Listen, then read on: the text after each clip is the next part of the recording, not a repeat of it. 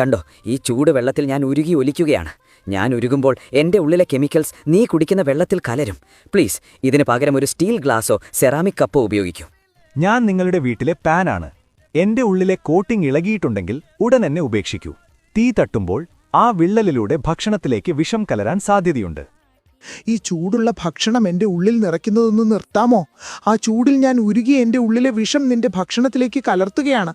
അടുത്ത തവണ വരുമ്പോൾ വീട്ടിൽ നിന്നൊരു സ്റ്റീൽ പാത്രമോ മറ്റോ കയ്യിൽ കരുത്. ഞാൻ മെലാമൈൻ പ്ലേറ്റാണ്.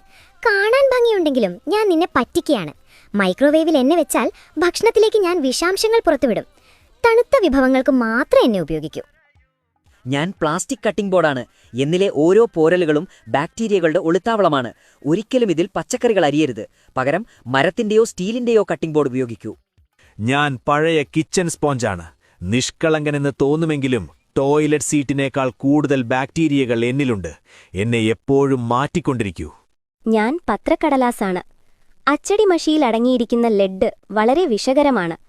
ഒരിക്കലും പൊരിച്ച പലഹാരങ്ങൾ എന്റെ മുകളിൽ വെക്കരുത്.